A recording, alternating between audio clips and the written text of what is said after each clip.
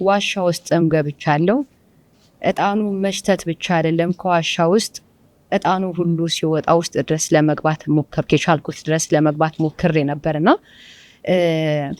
የእጣኑ ማዕዛው መሽተት ብቻ ሳይሆን በአይኔም ሁሉ አይቻለሁ እና የስውራን ቦታ ነው፣ የበረከት ቦታ ነው። ገዳም ነው ብዬ ነው ማስበው። ምክንያቱም ገና ወደ ገዳሙ ፊታችንን ዞር ስናደርግ ወደ ገዳሙ ስንገባ ታላቁ አባት ተናገሩት ተብሎ ቅድም በጋዜጣዊ መግለጫው እንደተነገረው ገና ገዳሙ ማለት ደኑ ዘንድ ስንገባ ነው ረድኤተ እግዚአብሔር እዚያ ላይ ሚሰማን የነበረው። በእርግጥም ኋላ የገዳሙ መምህር አባታችንም እንደነገሩን ሌሊት የአባቶች ጸሎት የሚሰማበት ዕጣኑ የሚሸትበት ገዳም ነው እና ታላቅ የሚያስገርም ገዳም ነው።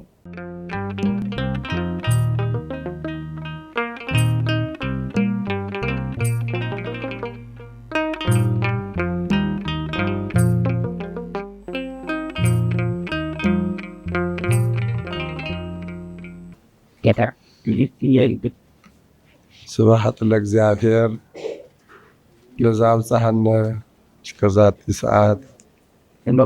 ከሁሉ አስቀድሞ ሁላችንን በያለንበት በሕይወትና በጤና ጠብቆ ለዛሬዋ ዕለት አድርሶን ይህንን የተቀደሰ ተግባር እንድንፈጽም ስለፈቀደልን የአምላካችንን ስም እናመሰግነዋለን።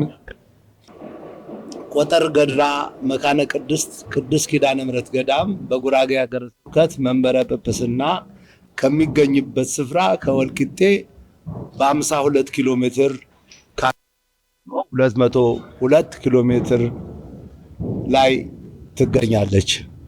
ቆጠር የሚለው ቃል ቦታውን የመሰረቱት ግለሰብ ስም ሲሆን በጊዜ ሂደት ቃሉ የጎሳ መጠሪያ ሆኖ ቀጥሏል። ገድራ በአካባቢው ቋንቋ የዛፍ አይነት የሚያመለክት ቃል ነው። አካባቢው ገድራ የተሰኘው ዛፍ የሚበዛበት በመሆኑ ቦታው ቆጠር ገድራ ተብሎ ይጠራል። አካባቢው በተፈጥሮ ደን የተከበበ ስፍራ ሲሆን ነዋሪዎች ከዚህ ደን ውስጥ እጽዋትን እንዳይቆርጡ ቃል ኪዳን ገብተዋል። ስለዚህም የዱር ህልውና ተጠብቆ ይኖራል ማለት ነው። የቆጠር ገድራ መካነ ቅድስት ኪዳነ ምሕረት ገዳም በዚህ ቦታ የተመሰረተው ጥንታዊ ገዳም ነው። በዳግማዊ ምኒልክ ዘመነ መንግስት የነበሩ የአካባቢ ምዕመናን ህንፃ ቤተክርስቲያን ሲያስገነቡ ቦታዎችን መርጠው ዕጣ ሲጥሉ ዕጣው በተደጋጋሚ ይነውራል ለተባለው ቦታ ወጣ። በዚያ ስፍራ በመድኃኔዓለም ስም ቤተክርስቲያን አነጹ። ይህ ቤተክርስቲያን በእድሜ ብዛት በመጎዳቱ በጊዜው እድሳት እየተደረገለት እስከ ዛሬ ቆይቷል። በአሁኑ ሰዓትም ለበርካታ ህዝበ ክርስቲያን አገልግሎት በመስጠት ላይ ይገኛል። በወቅቱ የሀገረ ስብከቱ ሊቀ ጳጳስ የነበሩት ብፁዕ አቡነ መልከጼዴቅ የዚህ ህንፃ የመሰረተ ድንጋይ ለማስቀመጥ በ2002 ዓ.ም ወደ ቦታው በሄዱ ጊዜ ቆጠር ገድራ ከሚባለው ደናማ ስፍራ ሲደርሱ በቦታው በመማረካቸው ከደኑ ውስጥ ገብተው ገዳም ሸተተኝ፣ ከዚህ ቦታ አልወጣም አሉ። ከጥቂት ሰዓታት ቆይታ በኋላ ጉዟቸውን ቀጥለው ይነውራ መድኃኔዓለም ደርሰው ትምህርተ ወንጌልና ቃለ ቡራኬ ሰጥተው ዛሬ ከዚህ ቦታ ላይ የመሰረተ ድንጋይ እንዳኖር እግዚአብሔር አልፈቀደልኝም ብለው የመሰረተ ድንጋዩን ሳያስቀምጡ ወደ አዲስ አበባ ተመለሱ። በሌላ ጊዜ ከህዝበ ክርስቲያን ጋር ውይይት አካሄደው በእድሳት መልክ በድጋሚ ከሚታነጸው ይነውራ መድኃኔዓለም በተጨማሪ በቆጠር ገድራን በኪዳነ ምሕረት ስም ቤተክርስቲያን እንዲታነጽ አዘዙ። ብፁዕነታቸው ፍጻሜውን ሳያዩ ከዚህ ዓለም ውጣ ውረድ ቢያርፉም በጥቅምት ወር 2003 ዓመተ ምህረት እርሳቸው በመረጡት ቦታ የመሰረተ ድንጋይ ተቀመጠ። ነሐሴ 16 2004 ዓ.ም የቤተ ክርስቲያን ቅዳሴ ቤት ከበረ።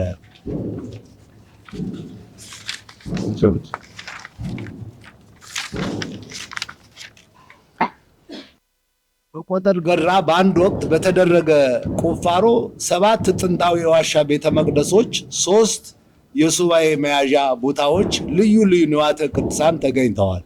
ይህም በዚህ ስፍራ ቀደም ሲል ቤተ ክርስቲያን ታንጾ እንደነበረ የሚጠቁም ማስረጃ ነው። በቁፋሮ የተገኘውም 7ቱ የዋሻ ቤተ መቅደሶችም የደብረ ቤዛን ቤተ መቅደስ ቦታና ቤተ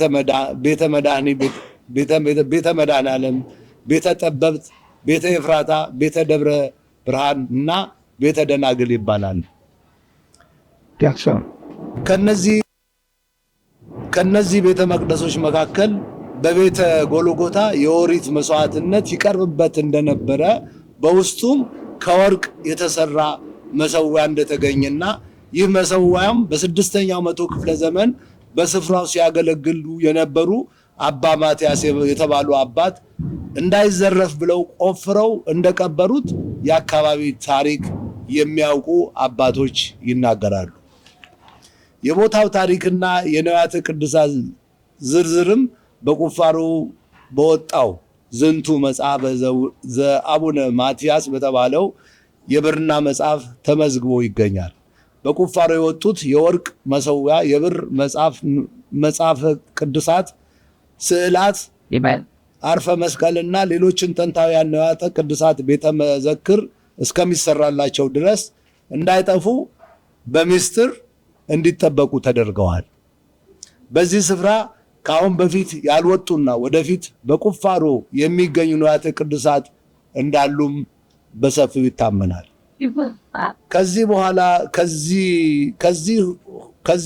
ከዚሁ ጋርም በገዳሙ የፈለቁት በ3 ቅዱስ ማለትም በኪዳነ ምሕረት መጥመቁ መለኮት ቅዱስ ዮሐንስ፣ አቡነ ሀብተ ማርያም ስም የተሰየሙት ጠበሎች ለበርካታ ሕሙማን ፈውስ እየሰጡ ተአምራት እያሳዩ ነው። ለ20 ዓመት ሽባ ሆኖ የነበረ እንደ መጻጉዕ 38 ዓመተ ምህረት ጌታችን እንደፈወሰው በዚህ ቦታ ደግሞ 20 ዓመት በህመም ሲሰቃይ የነበረ ሰው የተፈወሰበት ነው።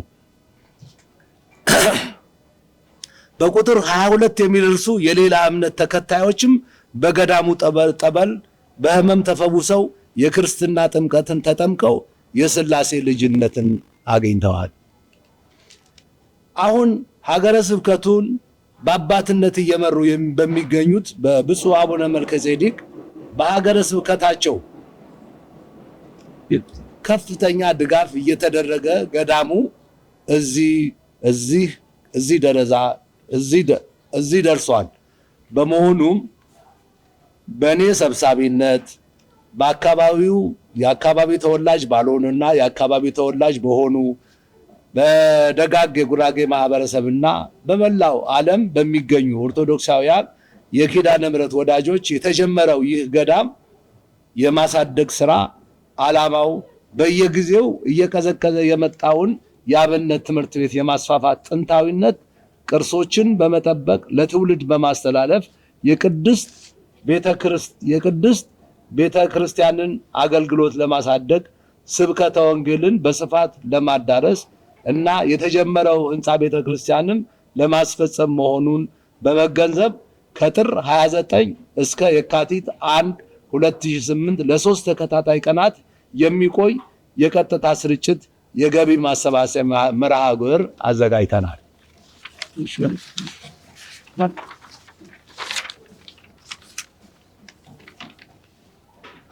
በመላው ዓለም የምትገኙ የገጠሪቷ ቤተክርስቲያን ጉዳይ የሚያሳስባችሁ የኪዳነ ምሕረት ወዳጆች ገዳሟን አፍተን ወንጌል ደቡብ ኢትዮጵያንን እንድናዳርስ ጥር 29 እስከ 01 2018 ከምሽቱ 1 ሰዓት ጀምሮ በመንፈሳዊ ዩቲዩበርና ቲክቶከሮች በሚተላለፈው የቀጥታ ስርጭት እየገባችሁ አለንላችሁ እንድትሉንና ቀጠሯችሁ ከወዲሁ እንድታስተካክሉ በእግዚአብሔር ስም አደራ እንላችኋለን። በመጨረሻም በቅርቡ በዲጂታል በገቢ ማሰባሰብ መርሃ ግብር ላይ በአገልግሎት በአገልጋዮች፣ በቱበሮች፣ በተከታታዮችና በቲክቶሮችና በኪነ ጥበብ ባለሙያዎች ላይ በፐርሰንት ይሰራሉ በሚል የተከፈተው የስም ማጥፋት ዘመቻ በእኛ በኩል የተጠቀሱትን አካላት የማይወክል ፍጹም ውሸትና በሴራ የተቀነባበረ ስም የማጥፋት ዘመቻ መሆኑን እናውቃለን። እኛም እንደ ኮሚቴ ከሎዛ ሁነቶች አዘጋጅ ከሚመለከታቸው ከኪነ ጥበብ ባለሙያዎች ከሚዲያ አባላትና ከአገልጋዮች ጋር በትብብር በተደጋጋሚ አብረን ሰርተናል። ማለትም እስከዛሬ ድረስ ካሁን ቀደምም እነኚሁ እዚህ ያሉት አባላቶች እኛ ጋር ሄደው እውነት ለመናገር ምንም አይነት ሳንቲም ሳንሰጥ እንደውም ለመስጠት በምናስብበት ጊዜ አካባቢውን ጥሎ ነው ከኛ ጋር የሄደውና በዚህ አጋጣሚ እነኚህን ቲክቶሮችን ሆነ የሎዛ ኩነትን በጣም ከልብ እናመሰግነዋለን። ይህ የተባለው ነገር በፍጹም የሌለና ምዕመናን እንደዚህ ከሆነማ ለምን እንረዳለን ብለው እጃቸውን ከእርዳታ እንዳይሰበስቡ እንዲሁም በየገጠሩ ያሉ ቤተክርስቲያናትን ከነ አገልግሎታቸው ባሉበት ቆመው እንዳይቀሩ ለማድረግ የተሰራ የታሰበ የቤተክርስቲያን ጠላቶች አጀንዳ መሆኑን አውቃችሁ ከስር በተቀመጡት የገዳሙ አካውንት በቀጥታ በማስገባት እንዲሁም በመደወል ልላችሁ እንድትሉን በድጋሚ በፍጹም ትህትና እንጠይቃለን። የቀጥታ ስርጭቱ ቀን ከጥር 26 ከየካቲት 28 ነው እስከ የካቲት 1 ነው። ከምሽቱ 1 ሰዓት ጀምሮ ነው። በወልቂጤ በሚገኘው መንበረ ጵጵስና በቅድስት ዜና ማርቆስ መንፈሳዊ ኮሌጅ ውስጥ ነው። በሆቴልም በሌላም አይደለም እና ቤተክርስቲያን አገልግሎት በሚሰጡ አባቶች እና ሊቀ ጳጳሳችንም በተገኙበት ቦታ ስለሆነ እንግዲህ ይህንን መልእክት የምናስተላልፈው በየቦታ የምታዳምጡን ወዳጆቻችን እስካሁን ስታደርጉልን የነበረውን እገዛና ድጋፍ እንዳይለየን በእግዚአብሔር ስም እጠይቃለሁ። አመሰግናለሁ። ፕሮግራሙ የተጀመረ በቆጠር ገድራ ኪዳነ ምሕረት የተጀመረው የአብነት ትምህርት ቤት ለኢትዮጵያውያን ሁሉ እንዲዳረስ የተጀመሩ ህንፃዎች እንዲያልቁ ለአብነት መምህራን በቂ ደሞዝ እንዲከፈል ለተማሪዎቹ በጀት እንዲተርፍ የተጀመረው ቤተክርስቲያን እንዲጠናቀቅ የሀገራችን አሉ የተባሉ ሊቃውንት እዛ ውስጥ ገብተው እንዲያገለግሉ አለኝታ እንዲሆን የታሰበ ነው።